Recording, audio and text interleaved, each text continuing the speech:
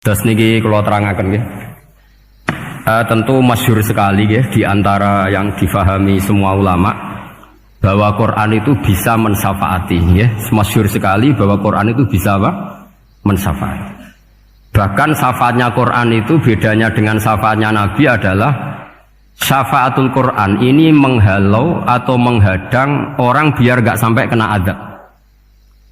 Tapi kalau syafaatnya selain Quran itu yang sudah kena azab diambil dari azab itu.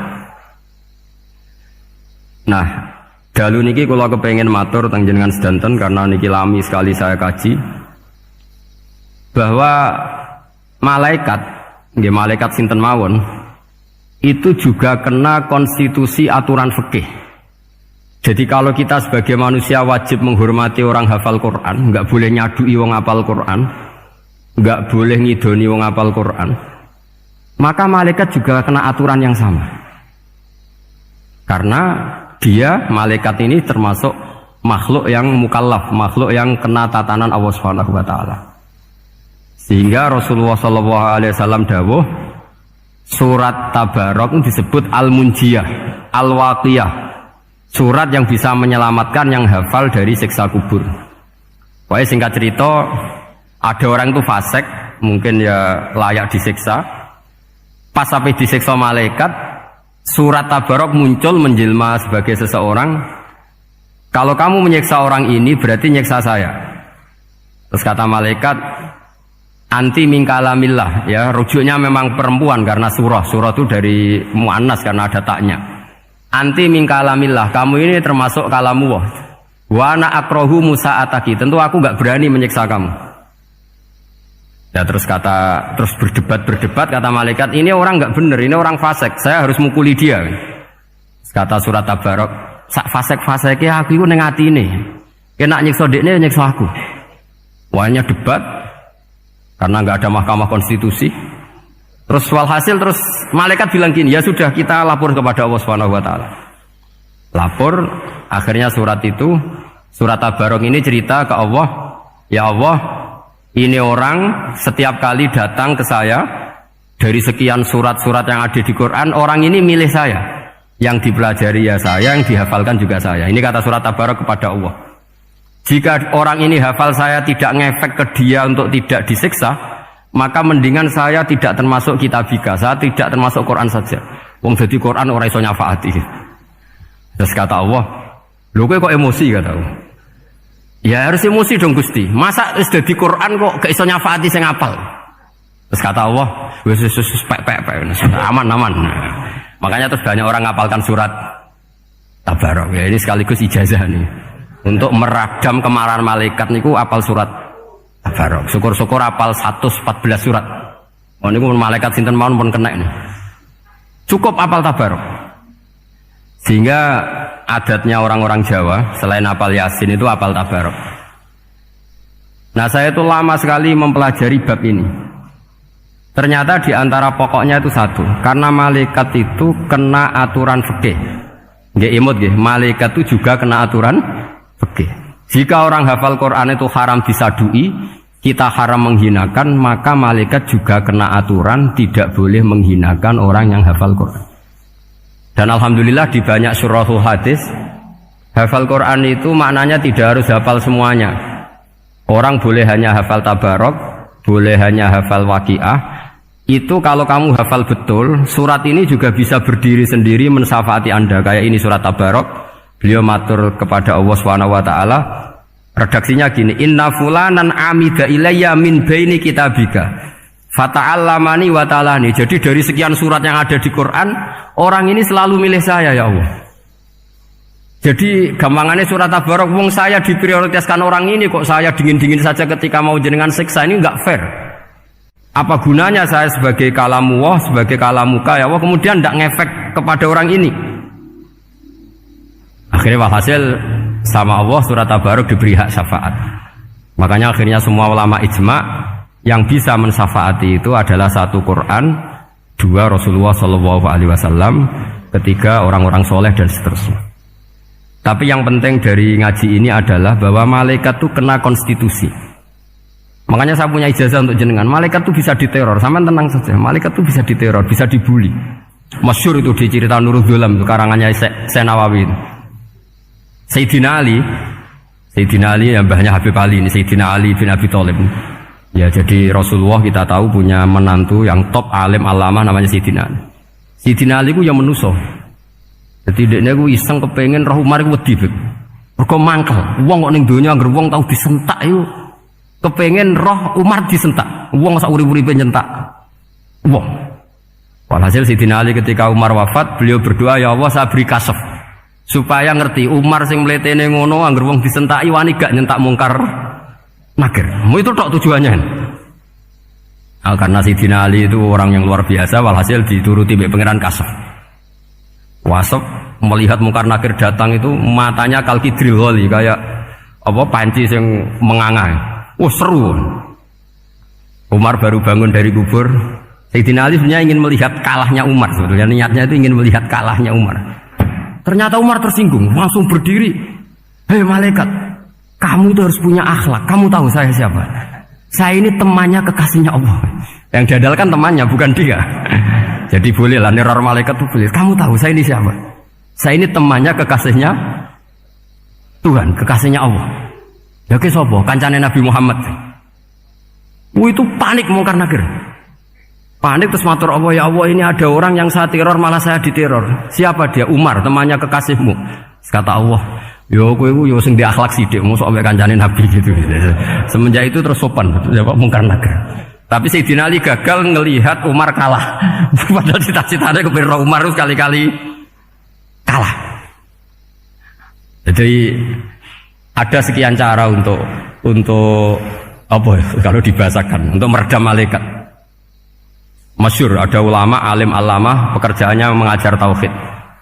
Ngajar tauhid lah, mungkin tauhid primbon sampai tauhid apa. Ketika meninggal sama malaikat masih ditanya marbuka, manabuka dan seterusnya. Imam Malik datang, "Hei malaikat, ini guru tauhid, saurip-uripe mulang tauhid. Kowe ora tau mulang kok takok sing tukang mulang. Sing sopan." Ya sudah enggak usah tanya. Jadi cerita seperti ini mungkin orang lain boleh nggak percaya, tapi itu mudawwan, dibukukan di beberapa kitab, dan saya percaya itu karena secara umum kaidahnya adalah ala inna auliya Allahi la khaufun alaihim wa lahum yahzan. Tetap lahumul busyra fil hayatid dunya fil akhirah. Hanya kalau wali itu ngalami ketakutan ketemu mungkar nakir, berarti dia tidak punya busyra fil akhirah. Padahal para wali ini dijamin punya busyra, mendapatkan gembira di dunia, juga mendapatkan gembira di akhirat. Artinya kalau para wali ngalami ditanya mungkar nakir terus takut, apa mana bayangno kepuyah-puyah, wah itu lahumul busyra. Jadi makanya zaman nanti kalau ditanya mungkar nakir, marbuka, saya guru tauhid. Ngajar di Qudsiyah kelas 6. Nah, harus jelas. Saya kalau ditanya juga gitu, saya guru Minhajul Abidin, ngajar di Habib Ali gitu. Minhajul Thalibin, harus jelas. Kalau Pak Najib lebih gampang, ketua menoro. Lebih gampang lagi. Enggak apa-apa. Kalau karena malaikat itu ternyata mukallaf. Mukallaf itu kena aturan hukum. Enggak boleh dia selonang-selonong. Kena aturan hukum. Makanya fa inna Allah ta'ala la yu'adzibu qalban wa al-Qur'an. Allah tidak akan menyiksa hati yang ada di Quran. Kalau orang hafal Quran sampai mati, artinya dia membawa Quran. Dan artinya apa? Malaikat kena aturan tidak boleh melecehkan orang yang membawa Al-Quran. Sehingga surat Tabarak gak terima. Ini orang ini hafal saya. Kalau kamu mukulin dia, kena saya. Tapi ini orang fasik. Tapi saya di situ. Kalau mukulin dia, kena saya. Akhirnya kompromi, terus konsultasi bi Allah. Akhirnya dibenarkan surat Tabarak. Ya, terus ini sudah clear ya, lolos ya, mungkar nakir lolos. Baru kayak surat Nabi. Tabarak. Mungkin-mungkin buatan dites malih, nak dites malih ndredeg keliru ribet. Tapi saya percaya itu ya. Saya tidak bisa membayangkan ya. Ketika Quran disifati Rasulullah SAW bahwa Quran itu syafa', memberi syafaat, kemudian itu tidak ngefek. Saya itu keberatan sekali. Begitu juga apalagi ya, misalnya Rasulullah disifati akrobin nas, ahabbin nas ilallah, kemudian tidak ngefek bisa memberi syafaat. Itu tidak fair. Pasti orang-orang dekatnya Allah ini bisa memberi apa? Syafaat. Karena status kedekatannya Rasulullah SAW diantaranya adalah hak memberi syafaat. Karena malaikat yang semuanya itu kena konstitusi. Saya punya kitab syarahnya Bukhari banyak, saya punya itu diantaranya riwayat dari Ahlul Bait dari Sayyid Ali Zainal Abidin Anil Husain an Abihi an Rasulillah SAW. Itu riwayatnya adalah ketika nanti di mahsyar itu ya tidak usah kamu bayangkan ya, karena ini bila kaifin walan hisorin, itu Nabi diantara Jibril dan Allah. Kemudian tentu yang akan masuk surga itu orang-orang yang sudah jelas surganya, kayak para nabi, para wali, para habaib, para orang-orang pilihan, itu jelas surganya. Tapi apa yang terjadi? Allah itu ya tentu Allah zat yang maha tahu, sudah sangat tahu. Itu Nabi usulnya itu hanya satu, Ai Rabbi. Saya masih apal teksnya, memang tak apalkan karena ini tak mau tak pakai senjata untuk ketemu para malaikat. Bukan ya Rabbi, kalimatnya Ai Rabbi. Ai Rabbi ibaduka abaduka fi atrofil ardi. Lho Gusti, yang nyembah jenengan bukan hanya orang kudus tok, bukan orang menoro tok, bukan madrasah-madrasah elit tok, bukan sekolah-sekolah anggulun tok. Banyak orang yang di tengah hutan juga nyembah jenengan. Banyak orang yang kerja di Korea juga nyembah jenengan. Banyak orang dengan segala kemiskinannya juga nyembah jenengan. Tidak hanya orang-orang mainstream ini yang nyembah jenengan. Akhirnya Allah ini terus nyari orang-orang yang gak jelas alamatnya, gak jelas statusnya, tapi di hatinya hanya masih nyembah Allah Subhanahu wa ta'ala. Ini termasuk berkah dari rahmatnya Rasulullah SAW. Jadi nanti yang jelas ya tentu akan dapat surga karena posisinya jelas. Yang enggak jelas diusulkan sama Rasulullah, Ai Rabbi ibaduka abaduka fi atrofil ardi. Itu luar biasa. Saya pernah ke Korea itu haru karena di sana ya ada yasinan, ada dibaan. Padahal kerja di negara ateis. Itu kalau mereka sholat, itu nyuri-nyuri waktu makan, sholatnya itu di kamar mandi. Ya jangan bayangkan kamar mandinya kayak di sini yang sempit juga. Kamar mandi di kota-kota itu kan mungkin lebih bagus dibanding kamar tidur jenengan. Kayak di hotel-hotel itu kan kalau santri so ngantuk. Saking mewahnya, jadi bisa kadang ada yang tanya, mosok Gus kamar mandi nek gue sholat mau cuwilik. Iwak kamar mandimu ini kamar mandi. Ya sering do tanya saya itu sholatnya sah apa enggak? Sah, semuanya gitu tak jawab sah terus.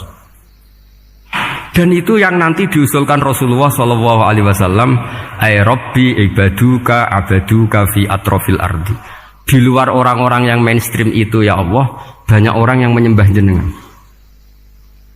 Saya tuh pernah nangis ketika di Bandara Jakarta ketemu orang wireng, serai melarat, jelas melarat, wireng wis. Niku ketemu saya cium tangan, Gus saya ini itu habis dari Selandia Baru. Kerjanya dia itu ikut mancing gitu, mancing ikan tuna di Selandia. Kalau saya di tengah laut itu sampai 2 bulan. Hiburan saya itu hanya ngaji jenengan lewat YouTube. Coba orang di tengah laut ngaji. Wah, itu seneng pojok bumi. Jadi ini umat Rasulullah Shallallahu Alaihi Wasallam. Makanya kalau suwon jenengan yakin saja terhadap syafaatnya Quran, karena semua malaikat itu kena aturan. Di antara aturannya adalah tidak boleh menyiksa orang yang di hatinya ada Al-Quran. Fa inna Allaha ta'ala la yu'adzibu qalban wa al-Qur'ana. Karena Allah tidak akan menyiksa hati yang ada di Quran, yang ada Qurannya. Sehingga memiliki jelas gini riwayat saking Ibnu Katsir. Supaya kula percaya, apalagi ini didhawuhkan Rasulullah SAW bahwa surat Tabarok adalah disebut munjiyah, penyelamat, juga disebut waqiyah, penjaga.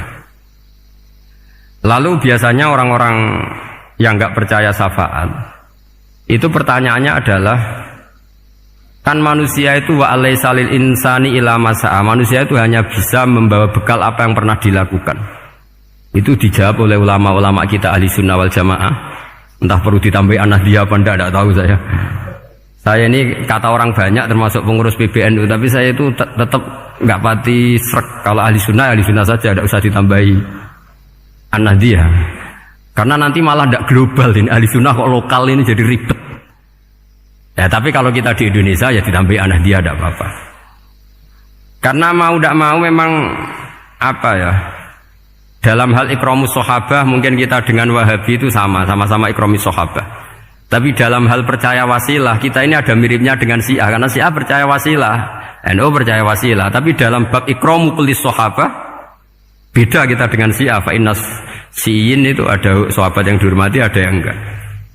Akhirnya terus kita karena itu terus bikin ahli sunnah An-Nahdiyah. Karena Wahabi itu ya ahli sunnah tapi enggak percaya apa? Wasilah.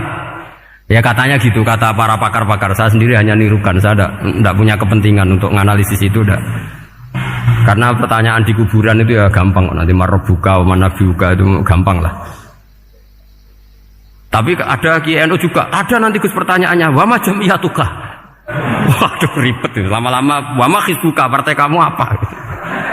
Ribet kan kalau semua orang kreasi nambahin, malah ribet kan. Tapi lewat ngaji ini saya pastikan bahwa surat Tabarok itu luar biasa. Terus saya teruskan. Wa qad rawat Tabrani wal Hafidz Adhiya al-Muqaddasi min tariqi Salam bin Sadrusih qala Rasulullah sallallahu alaihi wasallam suratun fil Qur'ani khosomat an sahibiha hatta adkhalathul jannah. Jadi ada surat di Quran yang mati-matian membela yang hafal sampai surat itu memasukkan orang itu ke surga, yaitu Tabarakalladzi biyadihil mulk. Ini yang Ani bin Abbas yang qala daraba ba'du ashabin Nabi sallallahu alaihi wasallam khifa'ahu ala qabrin wa wala yahsibu annahu qabrun fa idzan qabru insanin yaqra'u surat al-mulki hatta khatamaha fa atan nabiyya sallallahu alaihi wasallam faqala hiyal mani'ah hiyal munjiyah tunjihi min adzabil qabri. Jadi ada sahabatnya Nabi karena kemalaman dia bikin tenda di kuburan, dia agak ngira kali itu kuburan.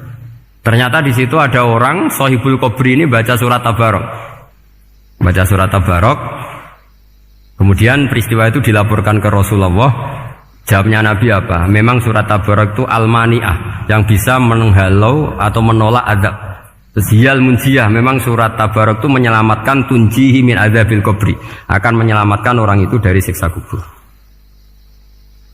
Ikut ke sekolah. Wa qala Tabrani haddatsana Muhammad bin Hasan. Terus qala Rasulullah sallallahu alaihi wasallam lawadittu annaha fi qalbi kulli insani min ummati.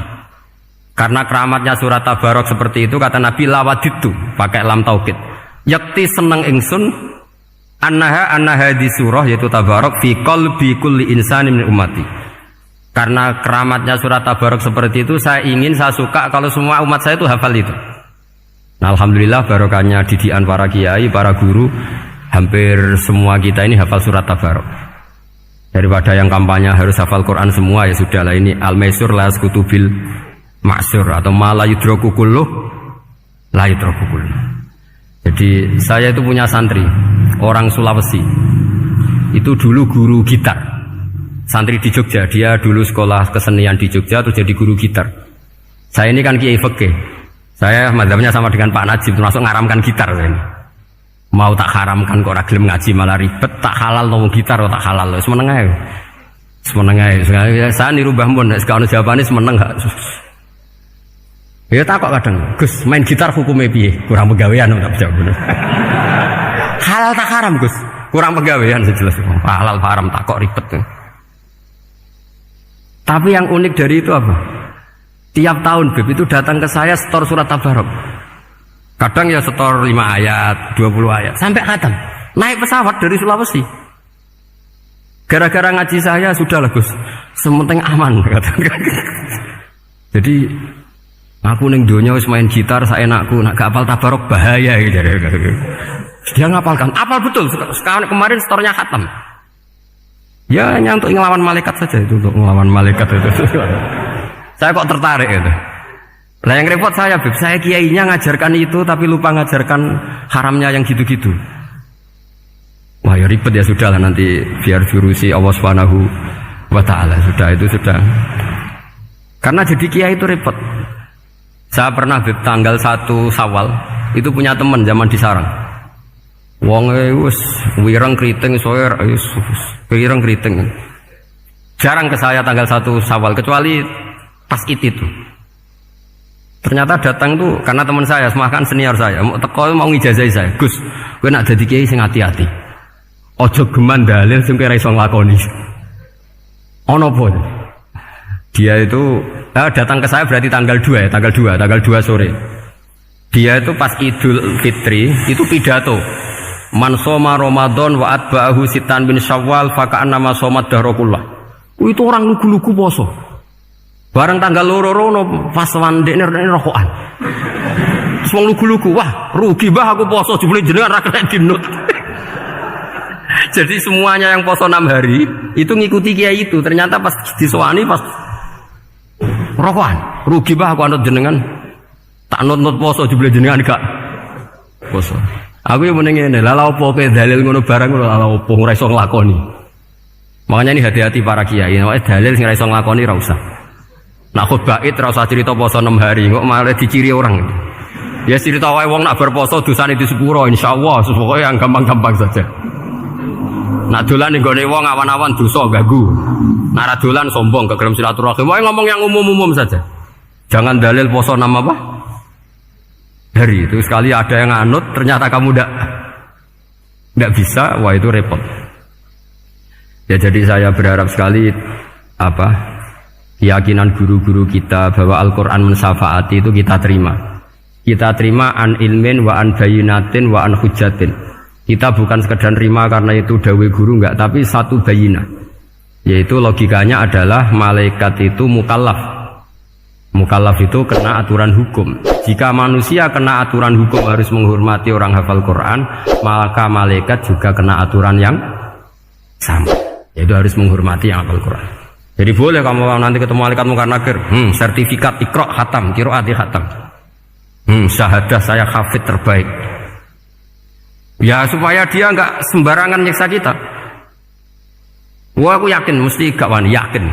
Jajal sebenarnya. Tapi sampean matur, ojo tes tapi. Karena sekali dites bulet tuh. Ya jadi ini jelas ya dawuh Nabi ketika cerita keramatnya surat Tabarok, dawuh Nabi lawaditu annaha fi qalbi kulli insanin min ummati. Wa qad rawa hadzal hadits Abd bin Humaid fi musnadihi bi absato min hadza. Faqala ada yang cerita lebih detail di riwayat itu fa innaha al-munjiyah wal mujadilah tujadilu autokhasimu yaumal qiyamah inda rabbiha liqairiha. Nah ini lebih gampang lagi.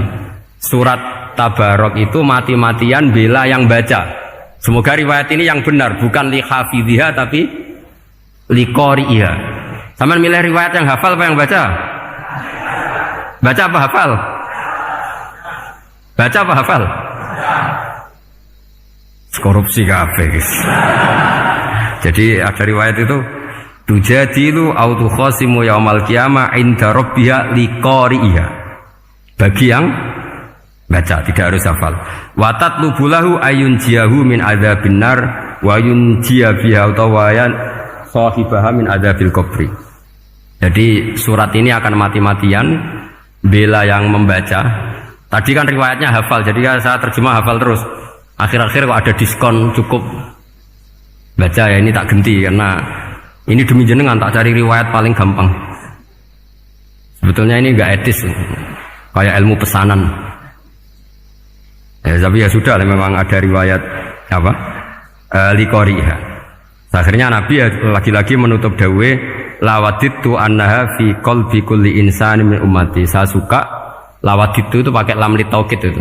Lawaditu annaha fi qalbi kulli insanin min ummati. Tapi saya suka sekali kalau itu ada di hati semua umat.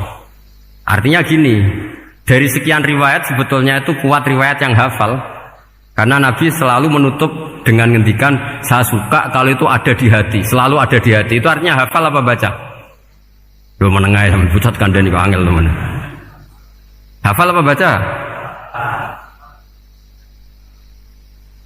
Lawaditu annaha fi qalbi kulli insanin min ummati. Itu hafal apa baca? Hafal. Ya berarti hafal. Ini yang hafal Tabarok berapa? Semua ya? Hafal semua? Aman berarti, no? Jadi kulo niku gak ada kitab banyak tentang usul fikih. Sebetulnya kepentingan saya itu bukan masalah usul fikihnya, tapi kepentingan bahwa konstitusi ilmu, saya ulang lagi apa, konstitusi ilmu yang difahami ulama ummati Rasulullah sallallahu alaihi wasallam itu ternyata fa inna ta'ala bahabihim al malaikah. Allah itu bangga sekali dengan para malaikat.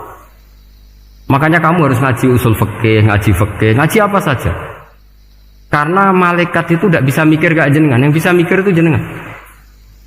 Sehingga ketika presentasi cara bahasa sekarang, termasuk keramatnya Imam Amudi, itu ada cerita ini ada di Nailul Ma'mul kalangannya Syekh Mahfud At-Turmusi. Imam Amudi itu ulama top, tapi dia ngajarnya itu matematika. Jadi ulama nggak ngajar tauhid, nggak ngajar tarikh, nggak ngajar pesolatan, tapi ngajar matematika.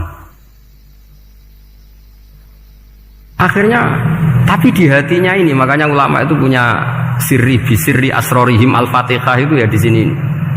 Di hatinya itu menurut dia, ilmu paling efektif untuk menjelaskan logika tauhid itu ya matematika. Singkat cerita, ketika ketemu para malaikat, ngendikannya Allah, ya Amudi, kenapa kamu sering belajar matematika? Li tauhidika ya Rabbi, supaya saya mentauhidkan engkau. Ajari para malaikat. Jadi malaikat dipanggil semua sama Allah. Hei waya malaikati, hei para malaikatku, dengarkan kajian Imam Amudi.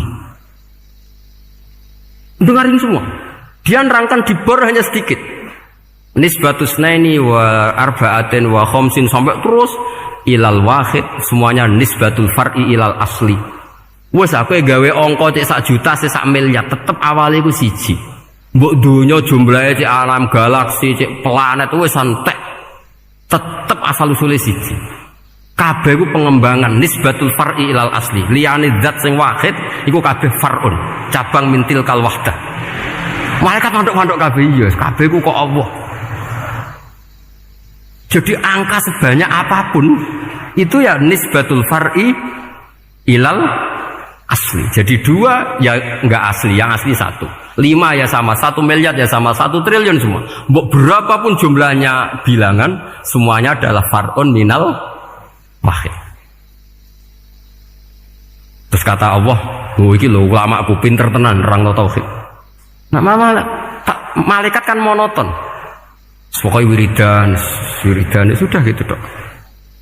Akhirnya padahal malaikat ini pernah nggak terima ketika ulama itu masuk surga duluan karena kan wiridan ini lama malaikat. Tapi ternyata apa? Kata Allah, kowe wiridan terus wajar gak di nafsu. Manusa tak kei nafsu jek eling aku. Akal terbaiknya dipakai untuk saya kata Allah, yaitu untuk litauhidi, untuk mentauhidkan saya. Itu Imam siapa? Amudi. Jadi dia. Terus saya punya kitab, pernah ngaji sama Mbah Mun, namanya kitab Al-Husunul Hamidiyah. Itu ada ulama, itu ahli gambar. Gambar. Kitabnya itu bergambar. Yo kadang gambar wet, kadang gambar wedhus, pokoknya kitabnya itu gambar. Tapi wong keramat. Dulu kitab gambar tapi hawane hawa tauhid. Nah sampean kan enggak ngarang kitab primbon. Donga mahabbah. Lah wong dene dhewe Joko tuwa kok ngijazahi mahabbah. Lucu kan. Ono kiai fakir jal ijazah jal berizki yo ngijazahi udah dekne dhewe.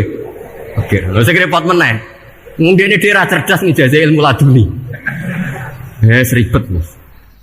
Wong dene dhewe ra cerdas ngijazahi ilmu napa? Ternyata di akhir kitab itu dijelaskan gini. Fa inna hadhihi suwara, semua gambar ini awaluha min nuqtah wahidah. Awalnya adalah dari 1 titik. Jadi famadarul wujud adalah an-nuqtah, 1 titik. Nuqtatul wujud yaitu Allah Subhanahu wa taala. Mbok kowe gambar seruwet apapun. Wis aku gambar benang paling ruwet sing ra iso diurai. Awalnya 1 titik apa 2 titik? 1 titik. Makanya masyhur dalam dawuh para ulama, Quran dikumpulkan di surat Fatihah. Surat Fatihah dikumpulkan di Bismillah. Bismillah dikumpulkan di titiknya ba. Nah titik ba ini disebut bi kana makana wa bi yakunu mayakun. Karena lewat titik bi ini karena saya yang ada menjadi ada dan karena saya yang mau ada akan menjadi ada. Makanya semuanya itu kembali ke 1 titik, nuqtatul wujud. Kayak apa ulama dulu? Jadi mau bismillah itu gak main-main kan. Bismillah itu eling bae. Ba ini nuqtatil wujud, bahwa kita benar-benar bertauhid. Mbok kayak apa buletnya gambar, mbok kayak apa ruwetnya, tetap dimulai dari 1 titik. Mbok kayak apa jumlah angka-angka itu dimulai angka 1. Nah, sampean saya harapkan nanti kalau ketemu Allah itu Allah bangga dengan sampean kon mulang tauhid ning malaikat. Orang ning TPQ kon mulang malaikat. Itu cita-cita terbesar saya, kepengen mulang malaikat. Mulang sampean wis bosen yakin, aku pengen oh keren, mulang. Maksudnya aja malaikat kok Jibril, Mikail itu malaikat elit. Sing awam-awam lha sing mboten. Kalau malaikat ini papan atas nih pun alim banget. Saya kenapa ngomong demikian? Saya ini punya tafsir namanya tafsir Al-Qurtubi. Itu Imam Qurtubi termasuk tak anggap mufassir hebat. Beliau ketika ngendikan wa idz qala rabbuka lil malaikati, terus walhasil malaikat itu terus protes ataj'alu fiha may yufsidu fiha wa yasfikud dima. Itu kan ada pertanyaan di tafsir itu. Bagaimana mungkin malaikat itu protes kepada Allah, padahal malaikat itu terkenal loyal sama Allah, nggak pernah intervensi, nggak pernah gugat. Kenapa ini kok ada cerita malaikat kok gugat atas alu? Jadi Imam Qurtubi, hum awamul malaikah, itu awamnya malaikat, bukan yang kayak Jibril, Mikail. Itu malaikat-malaikat yang nggak ada namanya, awam. Jadi jangan bayangkan yang protes itu kayak malaikat Jibril. Jadi harus dibedakan. Nah, saya ya tentu kalau ngajar malaikat ya milih yang ini, yang nggak jelas namanya ini sudah. Kalau Jibril ya nggak mungkin diulang, terus sing nggawa wahyu. Apa alam Quran itu sepiro? Aku sing nggawa Quran ribet kan malah. Lah Israel mbok ulang tersinggung dipeletot lah semuntas malah ribet. Mikael mbok ulang tersinggung kira di donasi bagian duit dan bagian rezeki ribet. Wis mulang malaikat sing awam. Saya itu termasuk hilang iskal saya, janggal saya karena tafsir Qurtubi. Dulu saya itu iskal. Mau malaikat kok ngevaluasi kebijakan Allah itu artinya kan gini. Ya Allah, engkau mengangkat Adam sebagai khalifah. Padahal potensi Adam itu adalah ifsad. Ya, ataj'alu fiha may yufsidu fiha wa yasfikud dima. Kata malaikat, wa nahnu nusabbihu bihamdika nuqaddisu lak. Itu kan paradok, kalimat yang paradok. Paradoknya begini, ya Allah tolong evaluasi engkau ngangkat Adam sebagai khalifah. Potensi Adam adalah merusak bumi. Wa nahnu nusabbihu bihamdik, kita ini selalu mensucikan engkau. Loh, itu kan paradok. Kalau mereka mensucikan Allah, artinya mensucikan juga min ihtimalil khata'. Mensucikan bahwa Allah itu tidak mungkin salah. Lah ini bilang mensucikan kok. Saya mensucikan engkau Gusti, tapi kok dalam hal ini kok kayak jenengan itu salah gitu. Wong karwan Adam kok mbok angkat. Makanya Allah duka.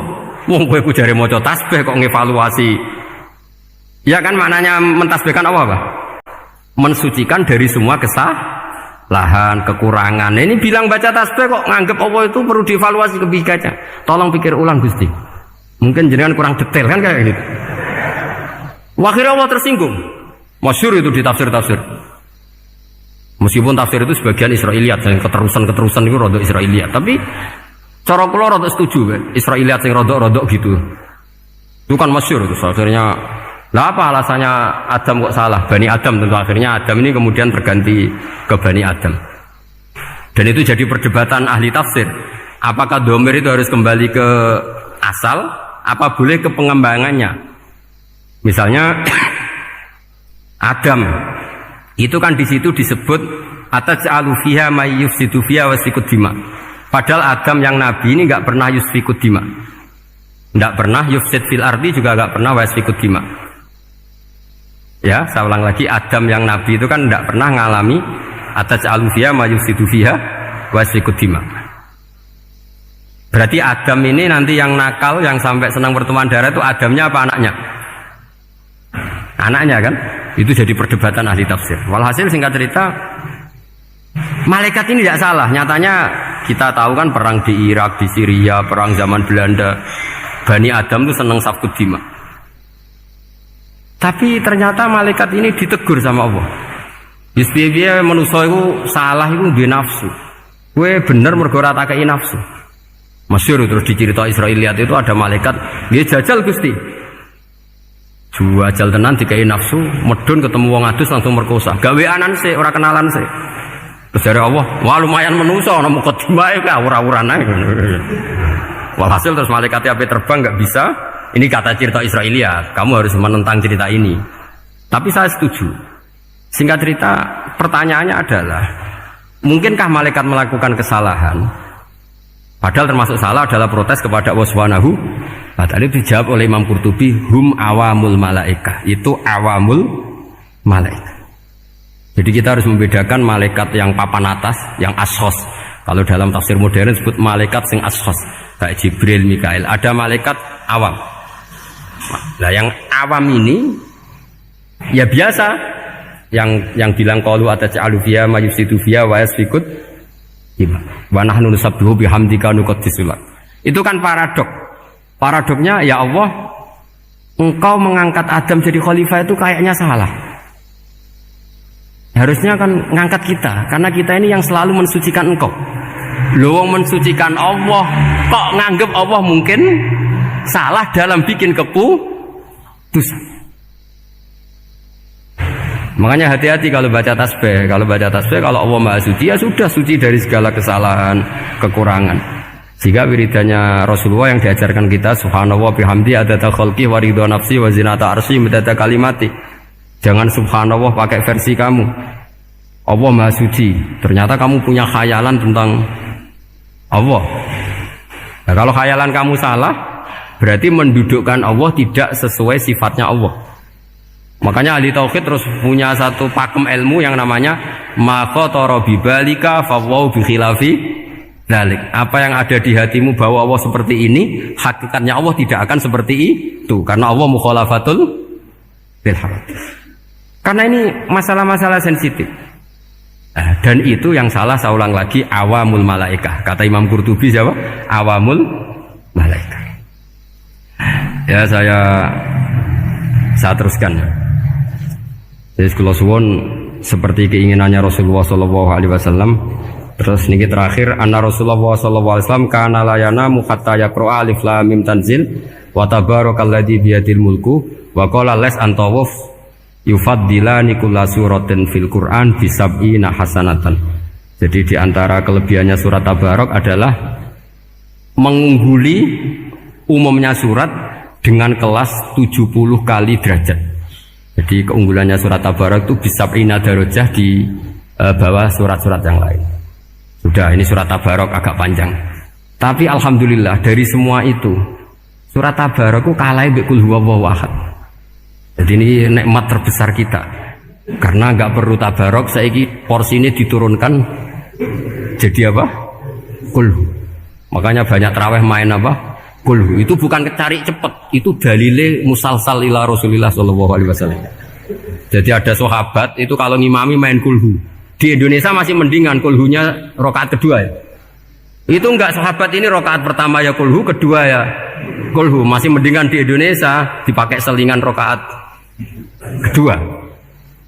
Singkat cerita, sahabat yang makmum ini lama-lama mangkel, matur, ya Rasulullah, ini orang yang kau pasrai jadi imam itu sering main kulhu.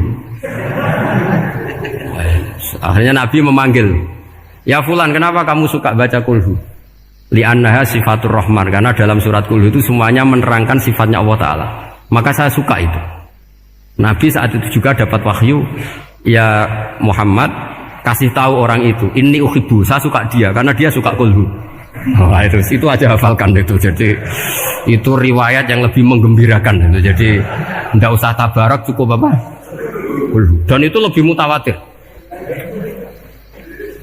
Makanya dalam legenda dunia kiai itu kan ini ada cucunya, ada cucunya Sayyidina Ali.